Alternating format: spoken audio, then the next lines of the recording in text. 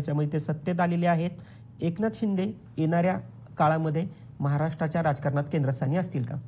हां, नक्कीच. येणारा काळ जर बघितला तर आपण विशेषतः एकनाथ शिंदे यांच्या शिवसेनेची कामगिरी भाजपच्या खालोखाल राहिलेली आहे. म्हणजे दुसऱ्या क्रमांकाचा पक्ष महाराष्ट्रातला आता सध्या एकनाथ शिंदे यांच्या पक्षाकडे बघितलं जातं आणि एकनाथ शिंदे यांची कामगिरी प्रत्येक निवडणुकीत गणित सुधारणा होत आहेत. विशेषतः लोकसभा निवडणुकीत भाजप किंवा एकनाथ शिंदे यांच्या शिवसेनेला थोडाफार फटका बसला होता. मात्र त्यानंतर या दोन्ही पक्षांनी मात्र पुनरागमन झालेलं आहे. विशेषतः विधानसभा निवडणुकीत भाजप 1 नंबर राहिला तर एकनाथ शिंदे यांची शिवसेना 2 नंबरवर राहिली. त्यानंतर झालेल्या नगरपालिका निवडणुका असतील, महापालिका निवडणुका असतील किंवा आत्ता झालेल्या जिल्हा परिषद आणि पंचायत समितीच्या निवडणुका असतील, या सर्व निकालाचा जर आपण एकंदरीत बघितला तर या ठिकाणी भाजप 1 नंबरवर आहे आणि एकनाथ शिंदे यांची शिवसेना 2ऱ्या नंबरवर आहे. त्यामुळे 2ऱ्या नंबरचं स्थान एकनाथ शिंदे यांच्या शिवसेनेने पक्क केलेलं आहे. त्यामुळं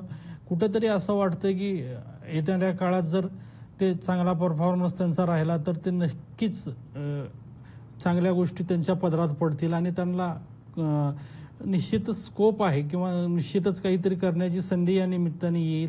कारण की जर आपण बघितलं तर पुढच्या विधानसभा निवडणुका 2029च्या भाजप महायुतीत लढणार की स्वतंत्र लढणार हे काही अजून चित्र स्पष्ट केलेलं नाही आणि तयारी ही तर भाजपने स्वबळाची केली असली तरी त्या ठिकाणी मात्र नक्कीच एकनाथ शिंदेच्या शिवसेनेला जर वेगळा लढावं लागलं किंवा वेगळा निर्णय घ्यावा लागला तरी मात्र एकनाथ शिंदेची शिवसेना या दोन्ही निवडणुकीच्या अनुभवामुळं एकंदरीत तावून सुलाखून निघालेली आहे. त्यामुळे 2ऱ्या क्रमांकाचा पक्ष इथे स्वबळावरही राहू शकतील असं रोशन मला तरी वाटतं. त्यामुळं नक्कीच त्यांना भविष्यात संधी मोठी आहे.